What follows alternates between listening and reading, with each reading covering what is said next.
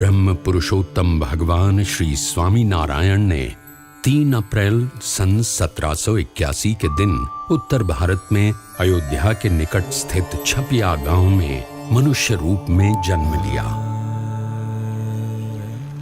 बाल घनश्याम के रूप में दिव्य लीलाओं से भरे बाल्यकाल के कुछ वर्ष उन्होंने छपिया में बिताए और कुछ वर्ष अयोध्या में बिताए और 29 जून सन 1792 की रात को वे नीलकंठ वर्णी के रूप में अयोध्या से गृह त्याग कर निकल पड़े, अनंत जीवों को अपना योग करवाकर उनका कल्याण करने के लिए एक कल्याण यात्रा पर। अमरपुर, नैमिषारण्य, बरेली, नारदवन, हरिद्वार, श्रीपुर, गौरीकुंड आदि स्थानों से होते हुए उन्होंने केदारनाथ की यात्रा की। केदारनाथ से सीधे बद्रीनाथ जाने का अति विकट मार्ग लांघकर उन्होंने बद्रीनाथ की यात्रा की और आगे घोर शीत ऋतु में भी बद्री वन में कठोरतम तपश्चर्या करके विश्व के सबसे ऊंचाई पर स्थित प्रदेश तिब्बत में हिमालय के उत्तुंग बर्फीले पर्वत शिखरों को पार करके उन्होंने मानसरोवर जाकर निवास किया। पुनः बद्रीनाथ आकर वहां से गौमुख, गंगोत्री, हरिद्वार, अयोध्या आदि स्थानों से होते हुए वे वंशीपुर आकर रहे और अयोध्या से गृह त्याग करने के लगभग 1 वर्ष की यात्रा के बाद नीलकंठ वर्णी बढ़ चले वंशीपुर से मुक्तिनाथ की ओर।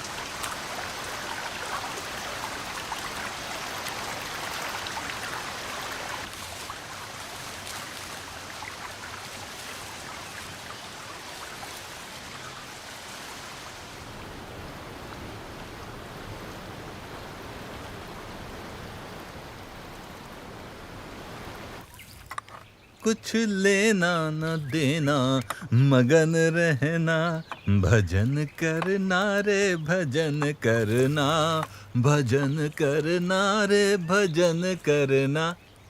भजन तो करना और भोजन भी करना, क्योंकि भूखे पेट न होए भजन गोपाला रे। आहा, भजन करना पर भोजन भी करना, भजन।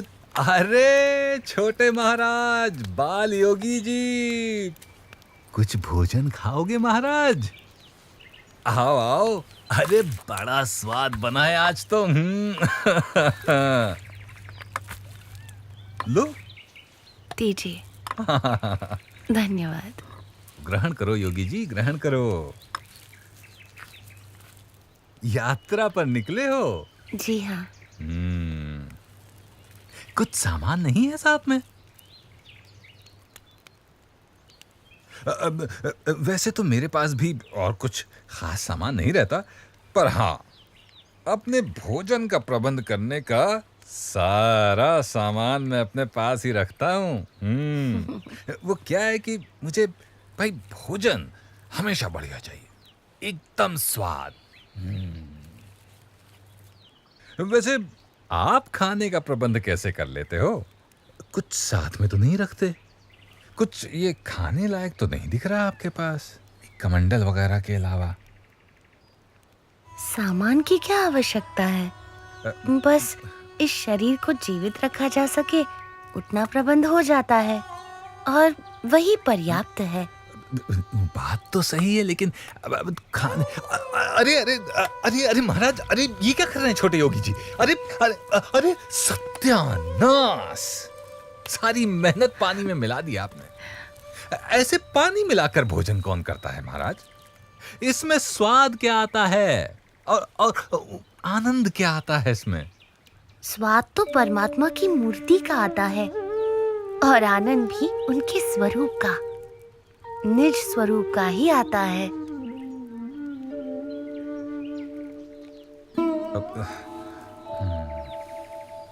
पर इतना स्वादिष्ट भोजन जो बनाया था, हैं, उसका क्या है?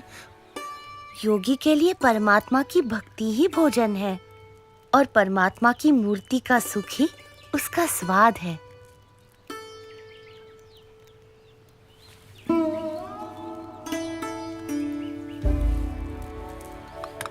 धन्यवाद सन्यासी जी। बाली होगी, धन्यवाद तो मुझे आपका करना चाहिए कि आपने मुझे इस स्वाद लोलुपता से अवगत कराया महाराज, और निस्वाद होने की सीख दी। कुछ लेना न देना, मगन रहना, और भोजन नहीं, अब भजन ही करना। भजन करना रे, भजन करना।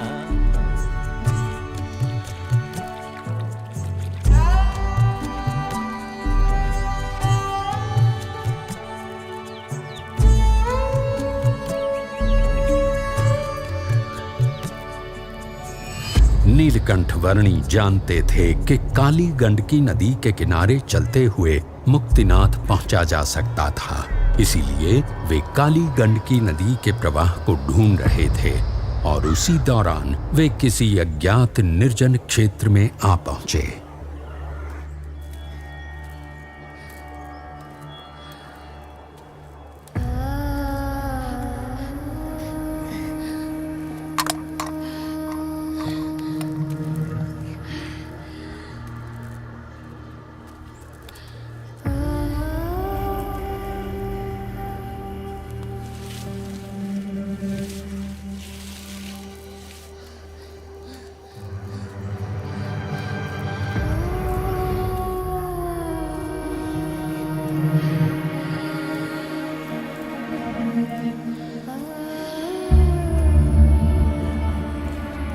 इस सुनसान क्षेत्र में धरती पर खाने या पीने के लिए कुछ भी नहीं था और आकाश में शिकारी पक्षियों के झुंड किसी भी पशु या मनुष्य के शरीर को अपना भोजन बनाने के लिए आतुर थे।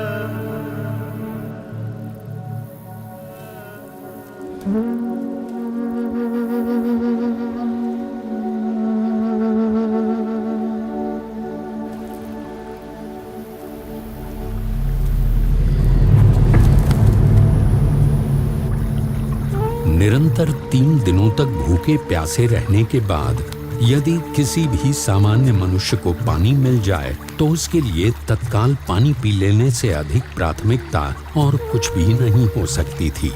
परंतु नीलकंठ वर्णी के लिए ऐसी विपरीत परिस्थितियों में भी सबसे अधिक प्राथमिकता थी उनकी भक्ति।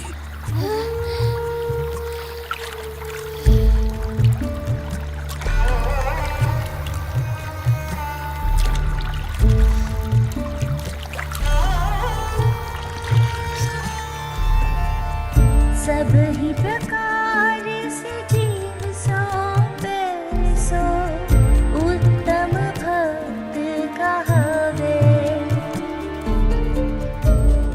नेपाल प्रदेश में बालेवा गांव के पास नीलकंठ वर्ण